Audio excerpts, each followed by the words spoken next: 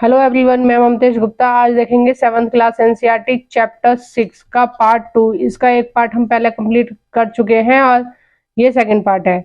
इसकी थ्योरी में भी मैं अपने चैनल पर पढ़ा चुकी हूँ और मैंने सारी चीज़ों के प्लेलिस्ट बनाए हुए हैं, चैप्टर वाइज जो क्वेश्चन आंसर सीरीज चल रही है उसके भी, और ये मैं थ्योरी जो करा रही हूँ उसके भी। तो आइए आज देखते हैं क्वेश्चंस। मैन्योग क्या है? पशु है, पक्षी है, अनाज है, सब्जी है।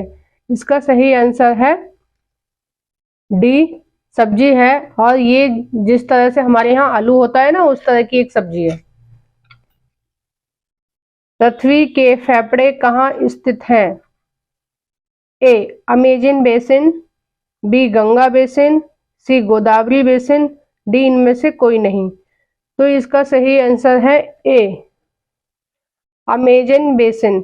जो अमेजन बेसिन है वो भूमध्य रेखा के आसपास है और अमेजन और उसकी सहायक नदियां अमेजन बेसिन का निर्माण करती हैं और यहाँ पर सदाबहार वन पाए जाते हैं और वो वन इतने ज्यादा संघन है, एक दूसरे से चिपके हुए हैं सारे पेड़ आपस में, कि जो सूर्य का प्रकाश है वो जमीन तक नहीं जा पाता है, इतने ज्यादा संघन है वो वन। तो इसलिए उसको पृथ्वी के फेफड़े कहते हैं, क्योंकि वहां सबसे ज्यादा ऑक्सीजन का निर्माण होता है, क्योंकि वहां पे बहुत सारे वन हैं और सदाबहार वन है। गंगा ब्रह्मपुत्र बेसिन किस अक्षांश पर स्थित है?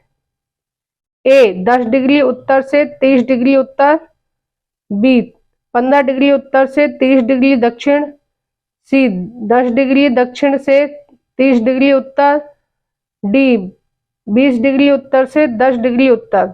तो इसका सही आंसर है ए, 10 डिग्री उत्तर से 30 डिग्री उत्तर। गंगा की सहायक नदियां कौन सी हैं?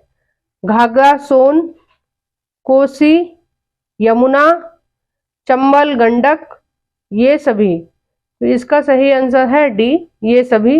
ये सारी ही गंगा की सहायक नदियां हैं और गंगा की सहायक सबसे बड़ी सहायक नदी कौन सी है? यमुना। गंगा ब्रह्मपुत्र बेसिन में वर्षा कब होती है? जून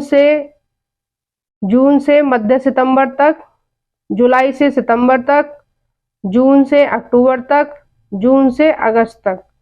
तो इसका सही आंसर है ए, जून से मध्य सितंबर तक वर्षा होती है। और भारत में जो वर्षा होती है, ये गंगा ब्रह्मपुत्र बेसिन में जो वर्षा होती है वो मोस्टली मानसूनी वर्षा होती है।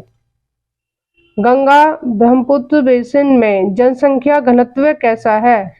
सामान्य है, सामान्य से अधिक है, सामान्य से कम है, इनमें से कोई नहीं। तो इसका सही आंसर है बी, सामान्य से अधिक है। पूरे भारत में सबसे ज्यादा जो जनसंख्या घनत्व है वो गंगा ब्रह्मपुत्र बेसिन में है, मेनली गंगा में। जहां ये गंगा की सहायक नदियां बहती हैं वहां सबसे ज्यादा जनसंख्या घनत्व है, क्योंकि वहां पर सभी सुविधाएं हैं, जैसे पानी है, मैदानी इलाका है। और मैदानी भाग में ज्यादातर लोग रहने की कोशिश करते हैं, क्योंकि वहां पे मकान आसानी से बनाए जा सकते हैं और ज्यादातर सुविधाएं मिल जाती हैं। और यहाँ पर पानी की तो पूरी भरमारी है, कुछ तो गंगा और उसकी सहायक नदियां पूर्ति करती हैं और फिर बारिश के द्वारा जो भौमजल होता है उसको भी हम यूज कर लेते हैं, इसलिए यहाँ पे जो जनसंख्या घनत्व है वो सबसे ज्यादा है। जो ब्रह्मपुत्र के मैदान में पाया जाने वाला एक सींग वाला गैंडा किस राज्य में पाया जाता है? जो एक सींग वाला गैंडा है वो किस राज्य में पाया जाता है? और जो ब्रह्मपुत्र नदी है उसके मैदानों में। ए, सिक्किम, बी, असम, सी, अरुणाचल प्रदेश, डी, पश्चिम बंगाल। तो इसका सही आंसर है बी, असम। और ये बहुत ज्यादा इम्पोर्टेंट है एग्जाम की वजह के लिए, क्योंकि ये बहुत ज्यादा पूछा जाता है कि एक सींग वाला गैंडा कहाँ पर किस राज्य में पाया जाता है। तो ये असम में है। असम के काजीरंगा नेशनल पार्क में पाया जाता है एक सींग वाला गैंडा। ठीक है, असम के काजीरंगा नेशनल पार्क में पाया जाता है। अलवणीय जल या नॉन सॉल्टी वाटर में पाई जाने वाली डॉल्फिन भारत की किस नदी में पाई जाती है? अलवणीय जल माने नॉन सॉल्टी वाटर, या फिर इसको प्योर जल भी बोल सकते हैं या शुद्ध जल भी बोल सकते हैं। ठीक है, तो उसमें जो डॉल्फिन पाई जाती है वो किस नदी में पाई जाती है? जो डॉल्फिन है वो सूचक होती है इस चीज का, श्योरिटी होती है इस चीज की कि वो पानी शुद्ध है, क्योंकि ये डॉल्फिन जो है ये शुद्ध पानी में पाई जाती है, प्योर पानी में पाई जाती है। तो ये गंगा में पाई जाती है, यमुना में, गोदावरी में, नर्मदा में। तो ये भारत में डॉल्फिन गंगा नदी में पाई जाती है। ठीक है, इसको डॉल्फिन को स्थानीय भाषा में कई नामों से जाना जाता है, आप देख सकते हैं एनसीईआरटी में। निम्न में से कौन से शहर गंगा नदी के किनारे बसे हैं? ए इलाहाबाद पटना, बी कानपुर कोलकाता, सी वाराणसी कोलकाता, डी ये सभी।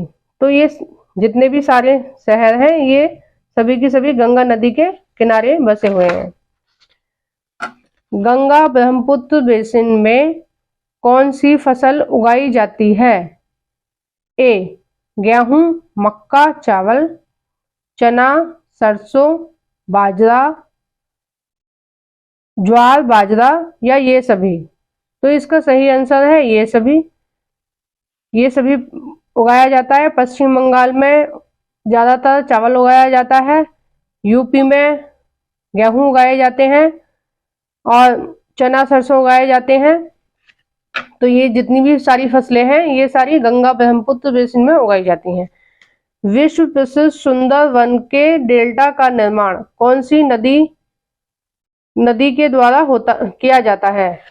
तो जो विश्व प्रसिद्ध सुंदरवन डेल्टा है वो कौन सी नदी इसका निर्माण करती है? गंगा, ब्रह्मपुत्र, अमेजन, नील या ब्रह्मपुत्र? इसका सही आंसर है ए गंगा ब्रह्मपुत्र नदी सुंदरवन के डेल्टा का निर्माण करती है। और इसको सुंदरवन का डेल्टा इसलिए बोलते हैं कि क्योंकि यहाँ पर सुंदरी नाम के वृक्ष पाए जाते हैं। ठीक है, और इनको मैंग्रोव वन भी बोलते हैं। सुंदरवन का डेल्टा भारत के किस राज्य में बनता है? ए सिक्किम, बी बिहार, सी पश्चिम बंगाल, डी उड़ीसा। तो इसका सही आंसर है सी पश्चिम बंगाल। अगर पूरा डेल्टा देखा जाए तो वो बनता है बांग्लादेश में, लेकिन उसका कुछ थोड़ा सा अंश जो है वो पश्चिम बंगाल में भी हमें देखने को मिलता है। तो इसी तरह की और इन्फॉर्मेशन के लिए सब्सक्राइब करें मेरा चैनल एनसीईआरटी ममतेश गुप्ता।